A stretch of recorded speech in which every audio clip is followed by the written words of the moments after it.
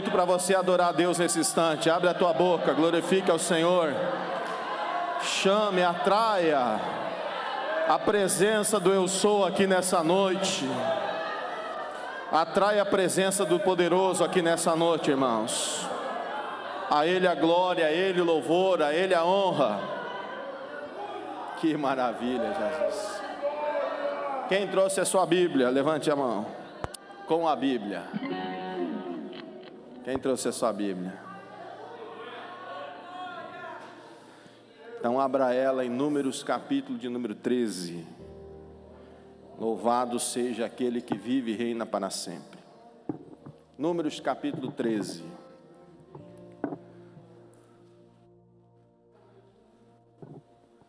Graças a Deus. Não coloca o tema ainda aqui. Segura um pouquinho aí. Aí depois eu peço você colocar. Tá bom? Amém? Quem achou, diga amém. Graças a Deus.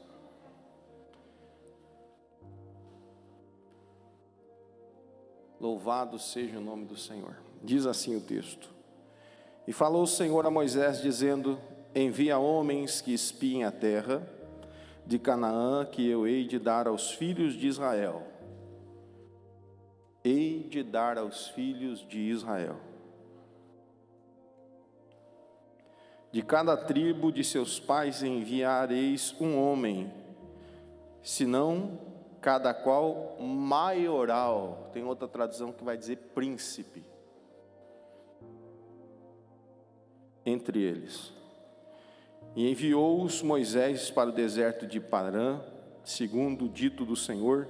Todos aqueles homens eram cabeças dos filhos de Israel. E ali vem a lista dos nomes que você vai ler em casa. Versículo 17. E enviou-os, pois, Moisés a espiar a terra de Canaã, e disse-lhes: Subi por aqui para a banda do sul, e subi a montanha. E vede que terra é, e o povo que nela habita, se é forte ou fraco, se pouco ou muito. E qual é a terra em que habita, se é boa ou má? Quais são as cidades em que habita, se em arraiais, se em fortalezas? Também qual é a terra, se é grossa, se é magra, se nela há árvores ou não? Esforçai-vos e tomai do fruto da terra. E eram aqueles dias das primícias das uvas. E assim subiram e espiaram a terra desde o deserto de Zim até o Reobe e a entrada de Ramate, e subiram para a banda do sul e vieram a Hebrom e habitaram ali Aimã, Sessai, Talmai, filhos de Aнаque. Hebrom foi edificada 7 anos antes de Zoã, no Egito.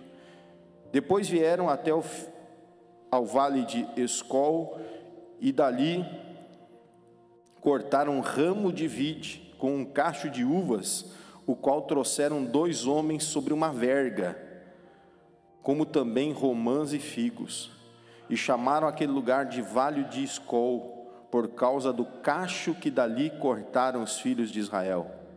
Depois voltaram a espiar a terra ao fim de 40 dias, e caminharam e vieram a Moisés e Arão e a todos da congregação dos filhos de Israel do deserto de Parã, e Cádiz, e tornaram e deram-lhes conta a eles e toda a congregação, e mostraram-lhes o fruto da terra.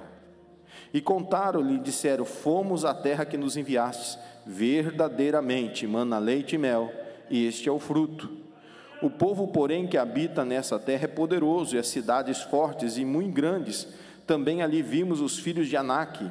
Os amalequitas habitam na terra do sul, os heteus, os jebuseus e amorreus habitam nas montanhas. Na montanha, os cananeus habitam ao pé do mar e à ribeira do Jordão. Então Caleb fez calar o povo perante Moisés e disse: Subamos animosamente, possuamo-la em herança, porque certamente prevaleceremos contra ela. Porém os homens com os quais eles subiram disseram ao povo: Não podemos, Não podemos subir contra aquele povo, porque é mais forte do que nós. E infamaram a terra que tinham espiado. Infamaram a terra que haviam espiado perante os olhos dos filhos de Israel, dizendo: a terra do meio do qual passamos a espiar é terra que consome seus moradores, e o povo que vimos em meio dela são homens de grande estatura. Também vimos ali gigantes, filhos de Anak, descendente dos gigantes, e éramos aos nossos olhos como gafanhotos, e assim também éramos aos seus olhos. Amém. Feche os seus olhos, coloque a tua Bíblia sobre o assento, recline a tua fronte, oramos ao Senhor. Eterno Deus, Pai que está nos céus, obrigado pela oportunidade de estarmos aqui nessa noite. Obrigado, Senhor, pela oportunidade de partirmos o pão espiritual que é a tua palavra, e que possamos nessa noite comer e sermos fortalecidos por ela, e sermos abençoados e renovados no Espírito Santo. Obrigado, Senhor, em Cristo Jesus nós oramos e agradecemos. Amém e amém, Jesus. Amém. Podeis assentar, queridos. O tema da palavra dessa noite vai estar aqui? Qual que é? Onde é que está? Aí. Qual é o tema da palavra, irmãos? Está aqui. Príncipe, não gafanhoto. Quem entendeu já diz amém. Quem não entendeu, vamos entender até o final da mensagem. Amém? Irmãos, aqui, é passado ali os dias da peregrinação do Egito até a entrada de Canaã, em torno de 27 dias, 30 dias no máximo. Moisés manda 12 dos maiorais, 12 príncipes de Israel, um de cada tribo, para espiar aquela terra. Quem prometeu aquela terra não foi homem algum, e aquela promessa não era para aqueles que estavam ali. Aquela promessa Deus havia feito a Abrão, antes mesmo do seu nome ser tocado para Abraão, e ele disse a Abrão: a terra que você peregrinar, a terra que você colocar a planta do seu pé, essa eu vou dar a você e a toda a sua descendência. Quem entendeu, diga amém. Então aquela terra que esses 12 príncipes passam a espiar, não é uma terra prometida a eles, é uma terra prometida ao seu patriarca. E agora Deus estava cumprindo essa promessa. A terra que Deus prometeu é uma terra que mana leite e mel. O significado disso é uma terra que produz riqueza, uma terra que produz fartura, uma terra abençoada. Quem está nos acompanhando aqui nas lives de oração? Levanta a mão. Eu usei um termo que eu nunca tinha usado na minha vida na live de oração. Depois eu fui numa reunião de pastores, acabei usando o mesmo termo, junto de uma reunião de pastores, e o pastor até me olhou assim e disse: meu Deus, que revelação é essa que Deus te deu? E eu usei um termo, esses dias na live de oração, abençoando a nossa nação, a nossa terra, e vindo à minha memória através do Espírito Santo, como o Brasil é uma terra que mana leite e mel, irmãos. Como a terra que você mora, irmãos, é uma terra próspera. Como o Brasil é uma terra do que aqui se planta dá. Como é uma terra rica em minérios, irmãos, em minerais, em ouro, prata, alumínio. O último aí que eu nem lembro o nome, riquíssimo. Como é que é o nome aí, irmão? Nióbio, é isso? É um negócio assim, língua estranha, viu, irmãos? Mas é uma liga de metal riquíssima, em que o Brasil, irmãos, tem a maior jazida do mundo. e a recém estão fazendo experimentos. Irmãos, a nossa agricultura e pecuária juntas, elas ocupam apenas 30% do nosso território e exporta para o mundo inteiro. A nossa terra é farta em carne, irmãos. Para você ter uma ideia, o McDonald's compra a carne brasileira congelada para fazer o hambúrguer que todo mundo come no mundo inteiro. Irmãos, o Brasil é rico, é uma terra que mana leite e mel. Você pode dar um glória a Deus por isso, irmãos? Então fecha os teus olhos aí, senti de orar pelo Brasil agora com você aqui, irmãos. Vamos abençoar a nossa nação. Levanta a tua mão num simbolismo que você crê nisso. Senhor, esta é a terra que tu nos deu, Senhor, é a nossa herança. Aqui, Senhor, nós somos patrícios. Aqui, Senhor, nós somos filhos dessa terra chamada Brasil, Senhor, e é uma terra riquíssima, Senhor, é uma terra abençoada, é uma terra próspera, Senhor, é uma terra, Senhor, que exporta para o mundo inteiro as suas riquezas. Pai, nós queremos abençoar a nossa nação, nós queremos abençoar, Senhor, a nossa terra, nós queremos abençoar o nosso povo, Senhor. Nós não concordamos com a corrupção, nós não concordamos com a imoralidade, nós não concordamos, Senhor, com os homens maus, querendo, Senhor, Senhor meu Deus, refazer a nossa Constituição segundo o seu bel prazer. Nós não aceitamos essas coisas, Senhor. Nós somos um país, Senhor, que te conhece, em sua maioria, Senhor, cristã. Então, Senhor, tem misericórdia da nossa nação, sara essa terra, Jesus. Aleluia. Oh, glória a Deus. Oh, meu Deus, Deus tem nos dado essa terra, irmãos.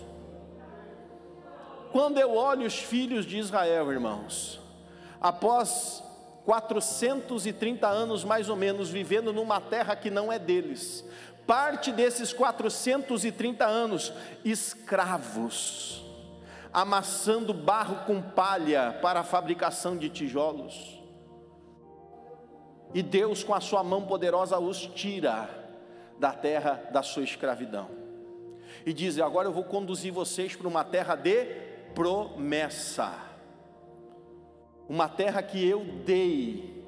Olha o que diz o versículo aqui, queridos, de número 2, 13:2 diz: eu hei de dar aos filhos de Israel. Irmãos, escreva uma coisa na tábua do seu coração: quando Deus fala, Deus vai cumprir. E é tão poderosa essa palavra que diz, se não me trai minha memória, porque eu não anotei isso aqui, mas o Espírito Santo está me lembrando um texto que diz que Deus, não tendo por quem jurar, jurou por si mesmo. Ou seja, Ele próprio, eu sou, o grande eu sou, diz: eu assino embaixo do que eu falo, e eu cumpro cada uma das minhas promessas. Mas Deus, irmãos,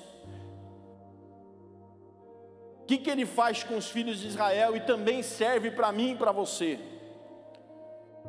Deus abre as portas, mas quem passa por ela é você. Lembram do texto de Apocalipse? Eis que eu ponho diante de você uma porta aberta, que ninguém pode fechar, porque eu tenho a chave na minha mão. Eu sou aquele que abre e ninguém fecha, aquele que fecha e ninguém abre. É Deus que faz isso. Pastor, mas para que então Deus mandou espiar a terra? Irmãos, Deus mandou espiar a terra para testificar da promessa. Deus não mandou espiar a terra, e tem um termo aqui usado no versículo que é interessantíssimo: inflamar. No vulgar, colocar fogo.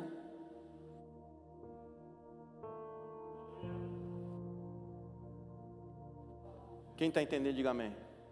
Deus não falou em nenhum momento para eles falarem mal da terra, murmurar da terra. Deus apenas pediu: olhe e diga o que você está vendo, o resto é comigo. Quem entendeu, diga amém. E é interessante que Deus diz assim, ó, mande os maiorais, os vossos príncipes. Quando voltam com o relatório e voltam com a amostra do que eles viram na terra, interessante que no Vale de Escol, as vinhas, porque era a época das primícias. O que é primícias, amados irmãos? Primícia é o primeiro fruto que dá, o primeiro fruto que brota, que cresce. Então estava na época dos primeiros frutos da vide, e naquele vale era tão fértil e tão poderoso na fertilidade do mesmo e na germinação, que era necessário 2 homens com uma verga. Então não é uma vara qualquer, verga é uma estrutura que aguenta peso, como a verga da porta, ela tem que sustentar os tijolos que vão sobre ela. Precisou uma verga para suportar o peso do cacho trazido por 2 homens. Irmãos, a terra que Deus tem dado a nós, não só espiritualmente, porque nós não vendemos uma coisa futurista, nós vendemos uma certeza do hoje. Se fôssemos utilizar esta palavra, nós falamos de algo que Deus realiza agora e para sempre. Falamos hoje pela manhã com os irmãos no curso, dizendo assim, né, há um versículo de Jesus para entender o que é fé. Fé é você renunciar a todas as coisas em primazia a Deus, é você colocar Deus em primeiro plano na sua vida. Fé é você entregar totalmente a condução da sua vida sem ressalvas a Jesus. E aí Jesus diz assim, quem fizer isso, aí ele usa a explicação, quem não deixar pai, mãe, filhos, terras, tudo por amor a meu nome, não é meu discípulo, mas quem fizer isso, ele vai ter 100 vezes aqui nessa terra, e outro tanto na eternidade. Jesus não está falando que tem irmão já pensando, vou largar a mulher agora, pastor, é a dica. Não, Deus não está falando isso através de Jesus. Deus está falando, você precisa colocar em primazia Deus na sua vida. Então o que Deus tem para você, irmãos, é aqui nessa terra e outro tanto na eternidade. Quem está entendendo, diga amém. Agora depende de como é que você se enxerga. Quando você se olha no espelho, e eu não estou pregando aqui uma mensagem humanista, triunfalista, não, para você ter uma ideia, esse texto, essa mensagem bíblica é baseada num livro do pastor Hernandes Dias Lopes, Voando nas Alturas. Quem conhece o pastor Hernandes Dias Lopes? Alguém conhece aqui, irmãos? Sabe que ele não é um pregador triunfalista, né? Presbiteria, sabe que ele não é um pregador humanista, ele é um pregador antropocentrista? Não, cristocentrista, que coloca Cristo no centro. Amém? Mas olhando nesse livro, você vai enxergar exatamente isso. Qual é a posição que você está se olhando? Quando você se olha no espelho, o que você enxerga? Você olha-se como um príncipe de Deus, porque é um reflexo de Cristo em você? Quando você olha no espelho, você vê Cristo em você mesmo? Forte essa, né? Paulo diz uma frase que eu amo, irmãos, e que a gente tem que lutar todos os dias para cumprir na nossa vida. Qual é, pastor? Sede meus imitadores, como eu sou de Cristo. Irmão, o cara era bom, né? Você tem uma... Irmão, olha, eu almejo falar essa frase, irmãos. Irmão, seja meu imitador, imite a mim como eu imito Cristo.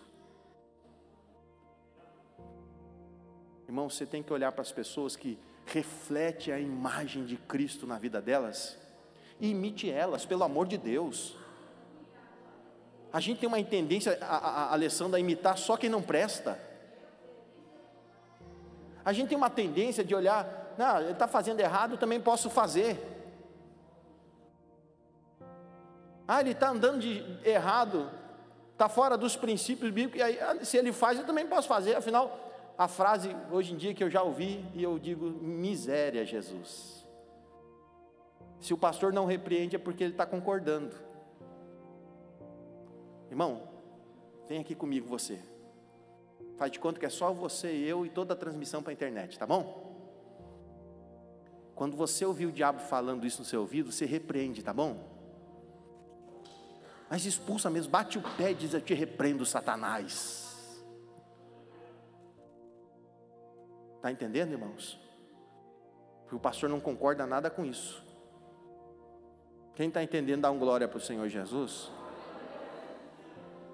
Irmão, imite quem é exemplo, imite quem é imagem de Cristo na terra. Amém? Porque nem sempre, irmão, a maioria está com a razão.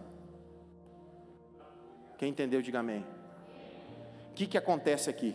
Olha as coisas que eu anotei aqui. Está anotado. Primeiro, quais são? Porque apenas dois, e quem foi esses dois? Josué e Calebe. Josué e Calebe, irmãos, eles disseram: não, o Senhor tem nos dado poder, autoridade para conquistar essa terra. O Senhor tem nos dado poder, e ele, o Senhor, olha que interessante, Calebe atribui a Deus o poder de conquistar aquela terra. O Senhor nos dará os gigantes como um pão esmigalhado em nossas mãos. Quem entendeu? Mas os outros começaram a não. Eles difamam a terra de tal forma que eles dizem assim, ó: essa terra é terra que consome os seus habitantes. Essa terra é terra de cidades fortificadas. Essa terra é cidades de gigantes, descendentes de Anak, aqueles parentes de Golias, sabe, irmãos? Não tem como a gente conquistar essa terra, é impossível.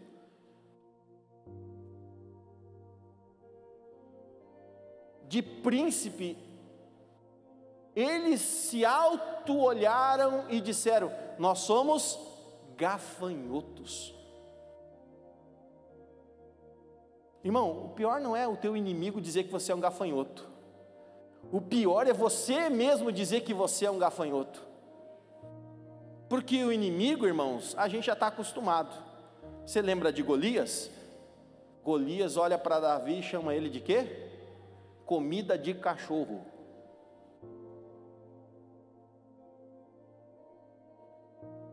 O problema é se você ouve que você é uma comida de cachorro e você deixa descer isso do coração. Davi olhou para ele: ô cara, você vem com espada, você vem com escudo, você vem com lança, mas eu vou contra você em nome do Senhor que fez os céus e a terra, o Senhor dos exércitos. Quem entendeu, diga amém. Você sabe qual é a primeira característica do crente gafanhoto? Qual que é? Ele não acredita no poder de Deus.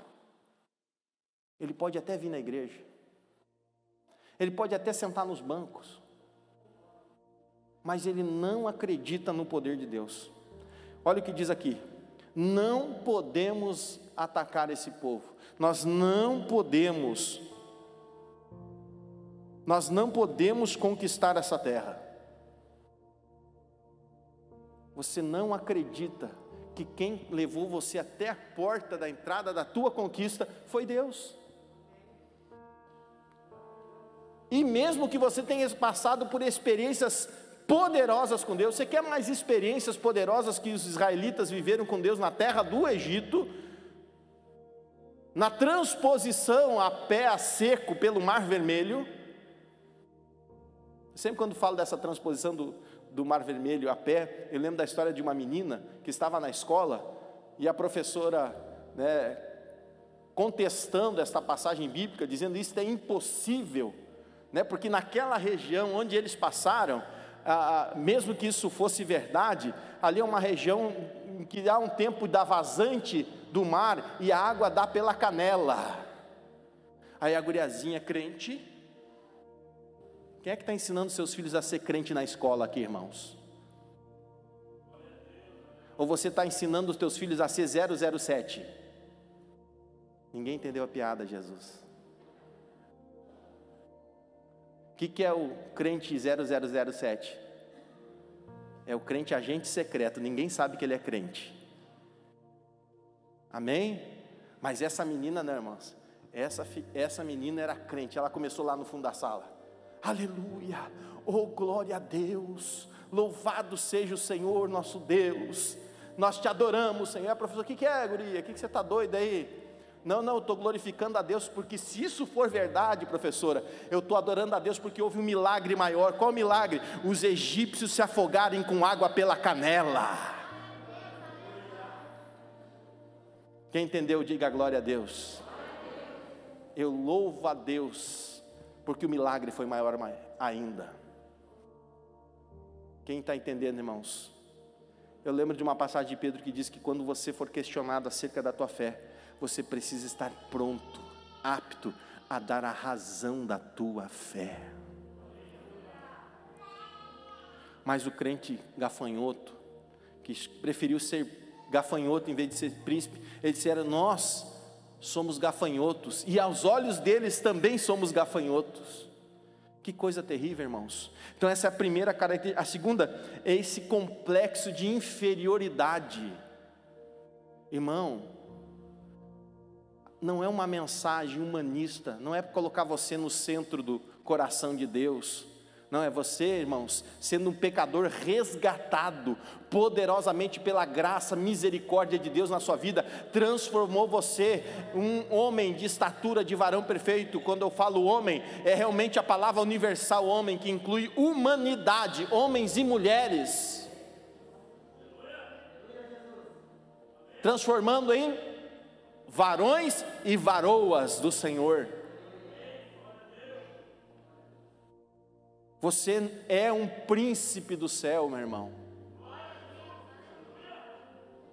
E é tão verdade isso, não está aqui, mas o Espírito Santo me lembra que na carta aos Coríntios, Paulo nos ensina dizendo que você e eu agora somos co-herdeiros com Cristo da sua glória. Ou seja, Jesus amou tanto você na cruz, que ainda repartiu a herança com você, e tornou você achegado e assentado à mesa do Pai, introduziu você, conduziu você através da adoção de filhos, colocando você para comer na mesa do rei. Só que o diabo, irmãos, quer que você enxergue no espelho que você ainda é um miserável. Só que o meu Deus disse para você e para mim: eu vos dou poder e autoridade. Como é que é a canção aqui? Não há poder maior, nada a impedirá. Sabe por quê, irmão? Porque você recebeu poder ao descer sobre você a virtude do Espírito Santo. Oh, aleluias! Se você pegar em serpentes e escorpiões, beber alguma coisa mortífera, não vai fazer dano. Irmão, você precisa crer na palavra daquele que prometeu, daquele que é fiel para cumprir. Aleluia! Só que muitas vezes nós entramos com um complexo de inferioridade. Parece o moço do profeta Eliseu. Irmãos, Eliseu foi um profeta tão cheio da unção, e ele recebeu porção dobrada do Espírito que estava sobre o profeta Elias, que cumpriu ao cair a sua capa quando ele é transladado num redemoinho ao céu. Tá bom, irmão? Ele não andou num carro de fogo, viu, irmão? Pastor, mas a vida inteira pregaram para mim que ele foi arrebatado num carro de fogo. Não, ele foi arrebatado num redemoinho, irmão. É que apareceu carros e cavaleiros de fogo. Quem entendeu, diga amém. E ele pediu que ele recebesse porção. Irmãos, Eliseu realizou o dobro de milagres para testificar da dupla unção sobre a vida dele. Irmãos, e a unção era tão poderosa que o último milagre que Eliseu realizou depois de morto. Como assim, pastor? Verdade, irmãos. No tempo da guerra, a Bíblia não contextualiza, mas dá a entender, irmãos, que a cova do profeta foi aberta, e os seus ossos foram expostos. Não sei se eles queriam enterrar outras pessoas por causa da guerra na cova do profeta. Provavelmente sim, porque um moço morto na guerra foi lançado dentro da cova do profeta Eliseu. Quem já leu isso na Bíblia, levanta a mão.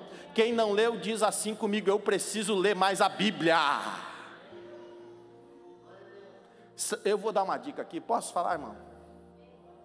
Sabe por que às vezes você está perdendo as batalhas no mundo espiritual? Porque você não lê Bíblia. Você só quer comida fast food, irmão, ou comida de micro-ondas, em cima e hoje, bota 3 minutos, dá uma mexidinha, bota sal e come. Irmão, comece a comer feijão com arroz, sagrado, da Bíblia Sagrada. Depois, irmão, já vai para o mocotó mesmo, irmão, tem que ser coisa forte. E conhecereis a verdade vos libertará. Oh, glória a Deus. Eis que esta é uma espada desembainhada de 2 gumes, que está lá em Hebreus capítulo 4, versículo 12, que diz que a palavra de Deus é uma espada de 2 gumes, que penetra a divisão da alma do espírito, juntas e medulas. Oh, aleluias. Vai lá, ela conhece onde começa a alma, termina a alma, onde começa o espírito, termina o espírito. Ninguém consegue definir, mas a palavra de Deus divide as duas coisas, e ainda por cima é poderosa para discernir as intenções do coração do homem. Quem está entendendo, diga amém. Quando eles lançam aquele moço dentro da cova aberta do profeta, e ele toca nos ossos do profeta, irmãos, o moço salta com vida lá de dentro. Oh, glória a Deus. Que unção é essa, meu irmão? Que poder é esse? Esse é o poder que o Espírito Santo tem dado a você, meu irmão. Aleluias. E quando, irmãos, você anda na companhia do Espírito Santo, revestido do Espírito Santo, não tem demônio que pare na sua frente, não tem enfermidade que não seja curada, não tem problema que não seja resolvido, não tem adversidade que fique sustentada diante de você, porque é um poder, é uma autoridade vinda do alto, não é do pastor Samuel, não é da denominação Chama Viva, é um poder que sai do trono de Deus. Mas aí você fica: mas eu não tenho condições, pastor. O que você é, meu irmão? Você é príncipe ou você é gafanhoto? Terceira coisa, pessimismo. Pessimismo é uma coisa triste, irmãos. A expectativa da pessoa é apenas olhar para a situação no seu lado ruim. Ele não consegue enxergar que esse copo está, em vez de meio vazio, o copo está meio cheio. O pessimista olha para o copo e diz: está meio vazio. Agora, aquele, irmãos, que olha para a situação com um olhar esperançoso, ele olha assim: esse copo está quase cheio. Só mais um pouquinho ele vai... Só mais um pouquinho já vai até começar a transbordar. E quando começar a transbordar, vai começar a tocar naqueles que estão do lado. Quando começar a transbordar, vai abençoar quem estiver do lado. Ei, meu irmão, por isso que eu gosto de andar com gente que é crente. Eu gosto de andar com gente que é abençoado, com gente que tem palavra de bênção para a minha vida. Eu gosto de andar com gente que libera bênção sobre a minha vida. Aleluia! Quem olha para a situação e vê esperança. Olha a diferença entre os 10 e Caleb e Josué. Não, o Senhor já tem nos dado essa terra. E os outros 10? Não, a gente não tem poder para conquistá-la. Com quem que você quer andar? Com quem que você deseja caminhar? Olha o que diz aqui no versículo 32. Os 10 espias espalharam entre os israelitas um relatório negativo. O texto ali que eu li no original, revista atualizada e corrigida, diz: infamaram, ou seja, difamando, falando mal. Meu Jesus amado, quanta gente hoje gosta de falar mal. Fala mal do patrão, fala mal do esposo, fala mal da esposa, fala mal dos filhos, fala mal da casa, fala mal da igreja, fala mal do pastor, fala mal de todo mundo, irmãos, até da sombra se duvidar. Isso é infamar. Isso é colocar gasolina no fogo. Quem está entendendo, diga amém. Pare com isso, irmão. Gasolina no fogo dá explosão. Destrói tudo. Olhe para o copo e profetize que ele vai se encher. Tem alguém na sua casa passando problema? Diga: eu creio que Jesus já está resolvendo um problema. Tem alguém doente na sua casa? Eu creio que Jesus já está chegando com a cura. Tem alguém com problema no casamento? Eu creio que Jesus já está chegando com a solução. É assim que o crente tem que agir, meus irmãos. Está tudo certo na sua vida? Nada está impedindo o agir de Deus na sua vida? Então fica tranquilo, Deus já está a caminho. Você lembra de Daniel? Daniel fez um propósito de conhecer mais Deus. Vou parafrasear o texto para você entender claramente. Ele queria entender as revelações. Meu Deus, ele já entendia. Porque um camarada que olha na parede e diz: Mene, mene, tekel, farsim, eu ficaria a vida inteira tentando entender o que era aquilo na parede. Daniel chega e diz assim: pesado foste na balança, achado foste em falta, dividido o teu reino entre os medos e persas. Que cara é esse, irmão? Que o cara lê, nem é língua do céu, é escrita do céu. Não, vou repetir para ver se sai mais uns glória a Deus aí. Um cara que não só entende a língua do céu, mas o cara lê língua do céu. Que sabedoria é essa? Aí o camarada coloca um propósito: não, mas eu quero saber mais. Aí ele começa a orar. A Bíblia diz que passa 21 dias ele orando. Irmãos, não quer dizer que funcionou para Daniel que vai funcionar com você, viu, irmão? Mas vai que dá certo. Não é verdade? A Bíblia diz que quando chega no 21º dia, chega o anjo com a resposta. E o que ele fala para Daniel? Daniel, desde o primeiro dia que você assentou no teu coração em receber mais de Deus, conhecer mais a Deus, entender mais as revelações de Deus, Deus já tinha respondido a sua oração. Mas quando eu estava vindo com a resposta da oração, eis que o príncipe da Pérsia, e ele não está falando de reino terreno, irmãos, ele está falando de potestade. Quem já leu Efésios capítulo 6, a nossa guerra não é contra a carne, não é contra o sangue, mas é contra as potestades que habitam nas regiões celestiais. Irmão, a sua guerra não é contra o teu vizinho, não é contra o teu marido, não é contra o teu filho, é contra o demônio que está agindo. Quem está entendendo, diga amém. Tem guerra que você só vence com o joelho no chão, irmão, com jejum e oração. Aí o anjo diz assim: quando você colocou o príncipe da Pérsia, ele me segurou e contendeu contra mim, e eu tive que chamar alguém mais poderoso que eu. Você entendeu o texto, tá? E eu chamei a Miguel.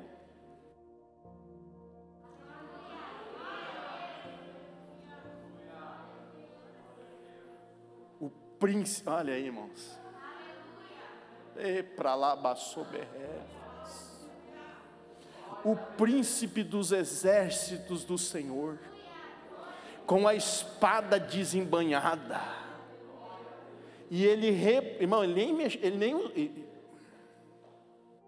ele nem usou a espada, irmão, ele só verbalizou. Olha a autoridade desse príncipe do Senhor. E ele repreendeu, e eu pude te trazer a resposta. Quem está entendendo, diga amém. E aí, irmão, vai ser príncipe ou vai ser gafanhoto? Diga: no nome do Senhor vai dar. No nome de Jesus vai entrar solução. No nome de Jesus vai haver salvação na minha casa, reconciliação do marido que está afastado, do filho que está desviado. Vai haver salvação na minha casa. É a principal bênção que você tem que lutar na sua casa, irmão, é por salvação da tua família. Conquista de bem, trabalho e outras coisas você consegue trabalhando, irmão. Fica tranquilo, Deus vai abençoar você. Eu vou tomar posse da palavra com você de Deuteronômio. Eu vou ser abençoado quando eu sair, eu vou ser abençoado quando entrar, eu vou ser abençoado quando deitar, eu vou ser abençoado quando levantar. Bendito eu serei na cidade, bendito eu serei no campo. Eu vou tomar posse, é simples da palavra, é promessa de Deus. Mas agora, algo que você precisa lutar é pela salvação da sua casa. Quem está entendendo, diga amém. Não diz que não dá, irmãos, não desista. Não abra mão disso por nada. Outra coisa que eu posso destacar aqui na vida do gafanhoto é a baixa, fraca autoestima. perto de nós a gente se sentia como um gafanhoto. Meu Deus do céu. Irmãos, de príncipe, os camaradas viraram gafanhoto. De maiorais, eles viraram insetos. Deus não nos chamou para sermos insetos. Deus nos chamou para ser príncipes e princesas do seu reino, para sentarmos com Ele à mesa, para nos revestirmos da autoridade. Pastor, mas é que o senhor não conhece a minha vida, eu estou numa fase, eu sou um pecador miserável, eu sou terrível, pastor. Não faz mal, irmão. Como assim, pastor? Não, porque hoje você está recebendo uma palavra de exortação, de consolação, de renovo do Espírito Santo. E aí, irmão, sabe o que você faz? Cai em si, olha para dentro de você mesmo e diz: eu vou me levantar dessa posição, eu vou voltar para a casa do meu pai, eu vou dizer: pai, eu pequei contra o céu, eu pequei contra ti, não sou digno mais de ser chamado teu filho, faz-me de um dos teus jornaleiros. Sabe o que o papai vai dizer para você? Eu tenho uma boa notícia: meu filho amado, você estava perdido, mas foi achado, você estava morto e ressuscitou. Ei, servos, oh meu Deus, aleluia, olha o papai restituindo aí, olha o papai restaurando aí. Oh, traz uma roupa nova, traz um calçado novo, coloca um anel no seu dedo, porque esse meu filho estava perdido e foi achado, estava morto, mas ressuscitou. O teu pai é especialista em restituição. O teu pai é um especialista em conduzir de volta para a mesa. Vou dar uma de Marcinho. Lembrei do pastor Marcinho Silva. Quem lembra dele? Faz assim, ó: tô nem aí pro irmão mais velho. O pastor Martinho fazia assim, né? Irmão, o irmão mais velho, ele fica rabugento no início, mas depois ele vai te amar do mesmo jeito. Afinal, irmão é sempre irmão. A gente até briga, mas se ama. Quem está entendendo, diga amém. Se tiver casa com mais de 2 filhos, vai entender muito bem o que eu estou falando. Amém? Mexe com o meu irmão para você ver. Hoje em dia não acontece mais isso, eu acho que é muito difícil, mas no meu tempo de escola, né, se a bronca aumentasse, a gente dizia o quê? Vou chamar o meu irmão mais velho. Quem está entendendo, diga amém. Eu tinha um colega, não vou falar o nome só para preservar, que ele comprava todas as brigas no colégio. Ele não tinha irmão mais velho, ele tinha 5 irmãs mais velhas. E pensa comigo, irmão, ele chamava 5. E era triste porque elas batiam bem, irmãos. Ninguém brincava com aquele menino, no sentido de brincar para brigar, entendeu? Porque todo mundo tinha medo das irmãs mais velhas dele. Irmão, se o diabo começar a incomodar, diz para ele o seguinte: ei, Satanás, fica na tua, eu vou chamar o meu irmão mais velho, e com ele ninguém pode. Ele é poderoso na batalha. Só para te lembrar uma coisa, Satanás: quando você achou que tinha vencido, ele arrebentou com a pedra que estava na frente do túmulo, e ele bradou o seguinte, só para te lembrar, Satanás: é-me dado todo o poder. Vou repetir aqui para você dar glória a Deus aí, meu irmão. Quando o teu irmão mais velho ressuscitou, ele disse: é-me dado todo o poder no céu e na terra. Aleluia. E aí, meu irmão, vai continuar perdendo por quê? Oh, aleluias. Essa síndrome de gafanhoto tem que ir embora hoje, no nome do Senhor Jesus Cristo. Sabe outra característica do gafanhoto? Ele é murmurador. Olha aqui o que diz o versículo, se você está com a Bíblia aberta, capítulo 14, verso 1. Versículo 2. Diz o quê? E todos os filhos de Israel, capítulo 14, verso 2, murmuraram contra Moisés e contra Arão, e toda a congregação lhe disse: se morrêssemos na terra do Egito, Ou, se morrêssemos neste deserto. Irmão, o murmurador é tão terrível, que ele não quer nem se dar o trabalho de morrer lutando para vencer a luta dele. Ele prefere ficar reclamando.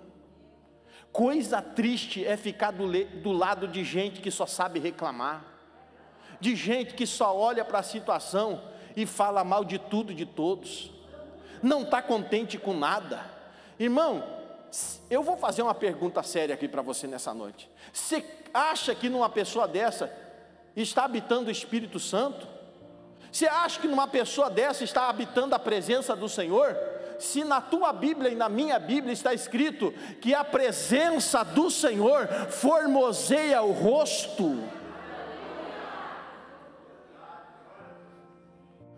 Por isso que você entende quando o irmão Lázaro, nosso saudoso irmão Lázaro, que já está na eternidade com o Pai, cantava: vou passando pela prova, dando glória a Deus, dando glória a Deus, vou passando pela prova, dando glória a Deus, glória a Deus, glória a Deus. É fácil, irmão? Não, mas quem tem a presença dele, está disposto até morrer na batalha. Eu prefiro entrar na batalha, irmãos. E os murmuradores aqui, os gafanhotos, eles diziam: se eu pudesse morrer no Egito. Irmão, murmurador tem saudade até de cebola e de pepino, com tanta coisa para ter saudade, irmão. O cara é tão miserável consigo mesmo, que ele tem saudade de cebola. Irmão, cebola se não passar na água quente é horroroso. Tem que dar um caldo mesmo, irmão. Quem entendeu, diga amém. Mas eu prefiro murmurar. Mas eu creio, irmãos, que hoje nós vamos ter transformação de gafanhoto em príncipe. Se até hoje você estava reclamando de tudo e de todo, irmão, a partir de hoje você vai dar glória a Deus. Por quê? Porque quem vai fazer você conquistar é o Senhor. Príncipe olha para a situação, já está na mão de Deus. Surgiu o problema, já está na mão de Deus. Surgiu a luta, já está na mão daquele que é especialista em batalha. O Senhor dos exércitos, poderoso na batalha. Quem está entendendo, diga amém. Outra característica, irmãos, do gafanhoto, sabe o que é? Ingratidão. Não tem coisa pior na vida de uma pessoa do que ela ser ingrata. Depois de tudo que Deus fez, depois de tudo que Ele realizou na vida da criatura, irmãos, porque não pode ser crente, tem que ser criatura, e aí tem que nascer de novo. É ingratidão. Irmãos, eu vou contar para vocês uma coisa aqui. Se você ler o capítulo 14, não é o foco da mensagem, mas eu já peço que você leia em casa. Você vai ver que Deus queria matar esse povo. Deus só não fez, irmãos, porque havia um Moisés que se colocou olha aqui, irmãos, por isso que Moisés é uma figura teológica de Jesus Cristo.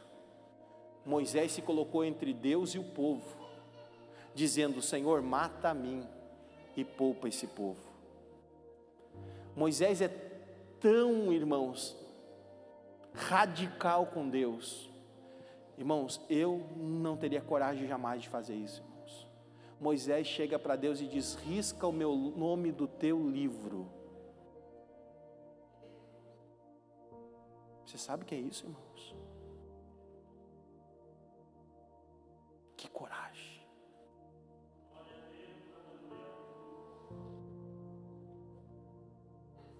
Quantos estão dispostos a dar a sua vida para a salvação da sua casa? Quantos estão dispostos a dar a sua vida para a transformação da sua família, dos seus parentes, dos seus vizinhos? Irmão, você quer ver eu ficar feliz? É quando eu vejo o irmão, agora não vale mais, viu, irmão? Já falei, agora não vale mais. Mas é quando eu vejo um irmão colocar lá nos comentários: pastor, eu peço oração pelos meus vizinhos. Que coisa tremenda. Quem entendeu? O cara quer que Deus transforme os vizinhos dele. Quer que Deus faça uma obra no bairro dele. Que coisa tremenda. É alguém que se coloca no lugar de. Sabe como é que chama isso? Empatia. Quando eu me coloco na situação do outro. Deus vai matar os filhos de Israel por causa da murmuração. Não, Deus, eu me coloco no lugar deles. Foi isso que Jesus fez por você, meu irmão. Deus queria acabar com o mundo pecador, mas Ele colocou o seu próprio Filho. Deus é tão amoroso que Ele diz: eu mesmo, por mim mesmo, vou providenciar o Cordeiro que vai tirar o pecado do mundo. O que você prefere ser? Príncipe ou gafanhoto? A decisão é sua, meu irmão. Sabe qual é a outra consequência do gafanhoto? É um espírito de rebeldia. Se você ler o texto, você vai ver que eles queriam tirar Moisés e Arão da liderança e colocar alguém na liderança para conduzir os caras de volta para o Egito. O espírito do gafanhoto, irmãos, se você já leu Malaquias, já buscou estudar, entender o contexto e a explicação do texto de Malaquias, você vai ver que gafanhoto é um destruidor, que só serve, irmãos, para acabar com a plantação até o talo. Não fica nada, irmãos. Quem lembra da nuvem de gafanhoto em 2019, acho que foi? Que passou, e graças a Deus, Deus mudou o clima do Rio Grande do Sul. Sabe por quê, irmãos? Porque eu ainda creio que tem crente que ora a Deus aqui e é justo, nesse estado do Rio Grande do Sul, mesmo sendo um estado que não está fazendo coisas para agradar a Deus, mas ainda tem justos aqui, irmãos, que eu sei que oraram e pediram a misericórdia de Deus. E quem lembra, mudou o clima, ficou frio, e gafanhoto não gosta de frio, e foi embora a nuvem, passou pelo Paraguai, passou pela Argentina, irmãos, onde passava, quem viu os vídeos aí lembra, onde passava, irmãos, destruía com tudo, arrasava com todas as folhagens, plantações, irmão, milho, ia até o talo, porque é isso que um gafanhoto faz, irmãos, só destrói. Quem tem um espírito de gafanhoto, irmãos, ele só destrói, ele rouba a alegria, ele rouba, irmãos, o companheirismo, ele rouba a esperança, ele rouba a fé, rouba a presença do Espírito Santo. Como assim, pastor? Irmãos, vou fazer uma analogia da parábola do semeador de Mateus 5, muito bem pregado, se não me traz memória, pelo presbítero Elias. Quando a semente caiu naquela terra que era dura, o que diz a parábola ali de Jesus? Veio o pássaro e roubou. E o que é a semente? O próprio Jesus explica a parábola. É a palavra de Deus. Irmãos, quem tem um espírito de gafanhoto, o gafanhoto vai lá e rouba a palavra de Deus. E a palavra de Deus é que gera fé, a palavra de Deus é que gera esperança, é poder de Deus para a salvação de todo aquele que crê. Irmão, não deixe esse espírito roubar a palavra de Deus da sua vida. Não permita isso. Renove-se no Senhor, lute contra essas coisas. No versículo 4 do capítulo 14, diziam entre eles: levantemos um capitão e voltemos ao Egito. O espírito de gafanhoto, irmãos, se rebela contra a autoridade. Irmãos, há um espírito de gafanhoto nos nossos dias, que está semeando até mesmo na igreja. E quando eu falo igreja, não é a chama viva, pelo amor de Deus, irmãos, é a igreja universal do Senhor Jesus, o corpo de Cristo. Há um espírito querendo semear, um espírito de insubmissão, de desobediência, num egocentrismo, num humanismo, do eu sou, eu sei o que é melhor para a minha vida. como quem diz, eu sei como é que eu tenho que andar diante de Deus, de insubmissão. Isso é rebeldia, irmãos. E a Bíblia Sagrada diz que rebeldia é semelhante a pecado de feitiçaria. Ou seja, quem se rebela é feiticeiro. É o mesmo espírito. E como é que eu faço? Repreende, irmãos. Se humilhe, obedeça, porque a Bíblia diz, através da boca do profeta Samuel, que melhor é obedecer do que sacrificar. É em vão tudo que você faz para o Senhor se você não obedece. Quem está entendendo?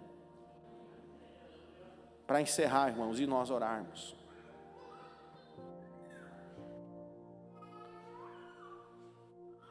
Você precisa olhar-se no seu espelho espiritual e ver a imagem de Cristo refletida em você. Você precisa olhar para você e ver se você está andando nos mesmos passos de Jesus. Uma canção antiga, mas pensa numa canção antiga que talvez a maioria aqui nunca ouviu falar, que era nos passos de Jesus. E o refrão dessa canção, ela diz assim: será que ele faria aquilo que eu faço, lado a lado, passo a passo? Na dúvida, irmão, pergunte para você: será que isso que eu estou fazendo, Jesus faria?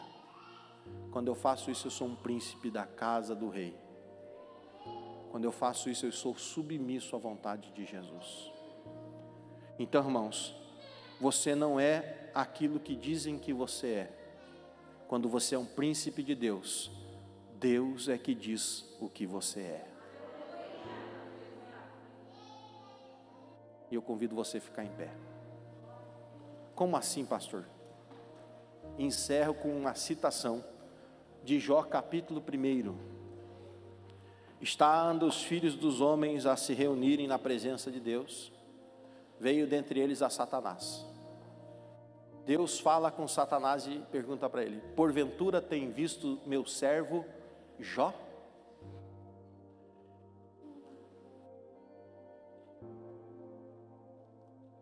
Você não é aquilo que dizem que você é. Você é aquilo que Deus diz que você é. Deus olha para Satanás e diz: tens visto meu servo Jó? Homem íntegro, reto, temente a Deus e se desvia do mal.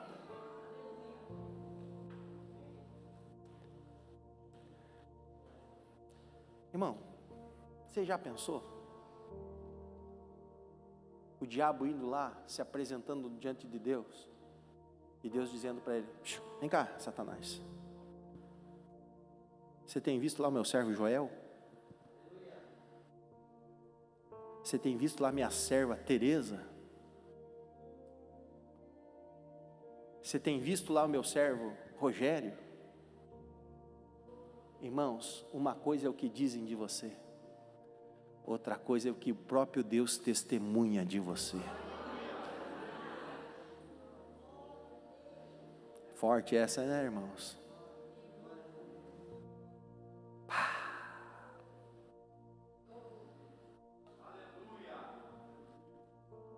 É, irmão, pode se arrepender dos teus pecados, irmão. Porque o brabo é Satanás. Dá glória a Deus, irmão. O céu está testificando. Você já pensou comigo, Satanás chegando para Deus? E aí, Deus, você está vendo lá o crentinho? Olha lá, vai na igreja, senta no banco. Mas você está vendo o que ele faz quando ninguém vê?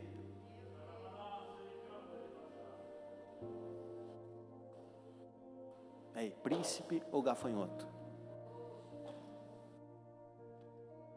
Põe a mão sobre o teu coração. Senhor Jesus, eu preguei aquilo que tu me inspirou nessa noite, Senhor.